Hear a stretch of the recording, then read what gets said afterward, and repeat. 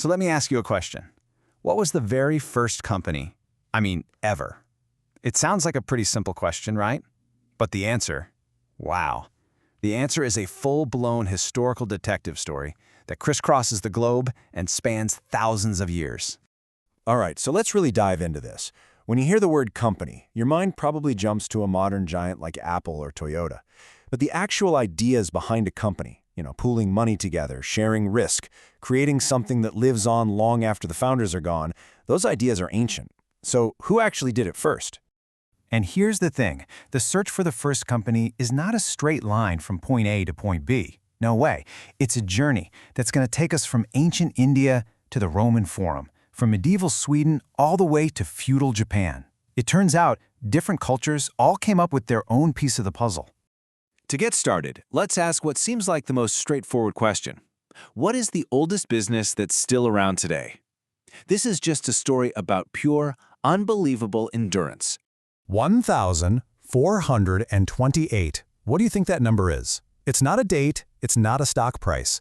It is the number of years that a single company was run continuously by the exact same founding family. Yeah, you heard me right. Kongo Gumi, a Japanese construction firm founded way back in 578 CE. The whole thing started when a Korean carpenter was brought to Japan to build the country's very first Buddhist temple, and for over 14 centuries, generation after generation of the Kongo family just kept the business going, focusing on their craft. And what's wild is that Kongo Gumi isn't some crazy fluke. Japan is home to a ton of these incredibly long-established businesses called shreni. Look at this. We're talking about hotels founded over 1,300 years ago that you can still go and check into today. For these companies, it was never about maximizing quarterly profits. It was about passing down a craft, a legacy. So this is where we have to ask a crucial question.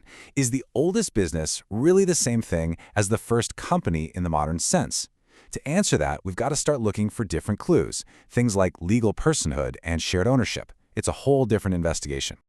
Okay, so we're shifting gears now. We're not looking for who lasted the longest anymore.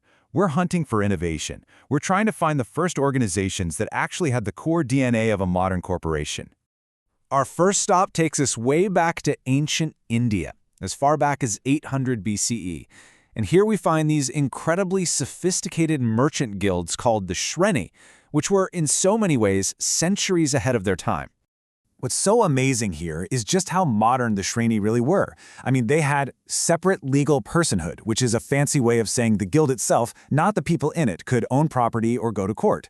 They had elected leaders. They acted like banks, taking deposits and paying interest. And, this is so important, they were built to last, to outlive their members. This isn't some historical fun fact. These are the foundational ideas behind every single corporation on Earth today. Meanwhile, at around the same time in the West, another powerhouse was rising in the Roman Republic.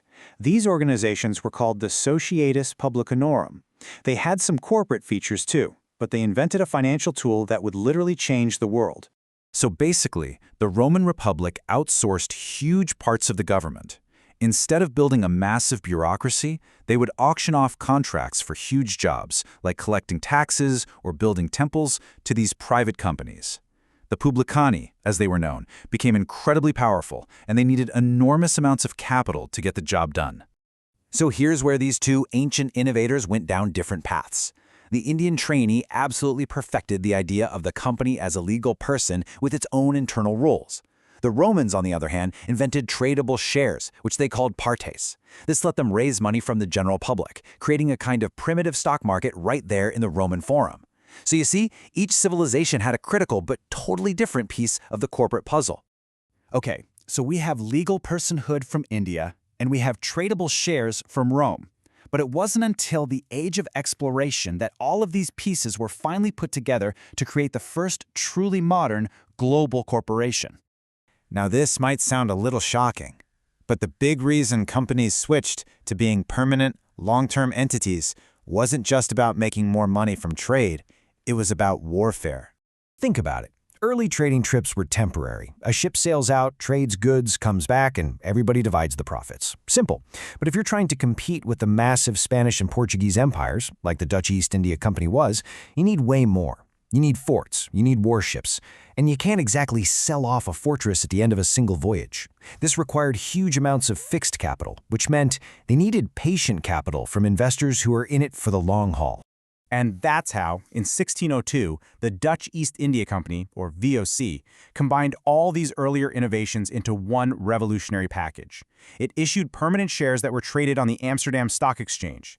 It completely separated ownership from management, so you had professional directors making decisions. And, crucially, investors could be anonymous, which opened the floodgates to a huge global pool of money. This was it. This was the blueprint for the modern corporation. But get this. Even the VOC wasn't the very first to issue shares. This incredible document you're looking at is the oldest known physical share certificate in the world. It was issued in 1288 by a Swedish copper mining company, giving a bishop a 1/8 ownership stake in the mine. It just goes to show you that these ideas were bubbling up in different places for centuries. So, after this whole investigation, after chasing this story across continents and millennia, what's the final verdict? What was the first company ever? Well, the truth is there isn't one single answer. It all depends on your definition of first. If by first you mean the first separate legal entity, then the prize goes to the Indian shreni. If you mean the first shareholder company, it's the Roman societas. For just pure, unbelievable longevity, it's gotta be Kongo Gumi. And for the first truly modern, global corporation as we know it, it's the Dutch East India Company. And that's the big takeaway here. The corporation wasn't a single flash of genius. It's more like an organizational technology, kind of like writing or the wheel. It's something humanity has developed and refined over and over again, in different ways to solve whatever big challenges we were facing, whether that was building temples, collecting taxes, or financing global trade. And that really leaves us with a final thought.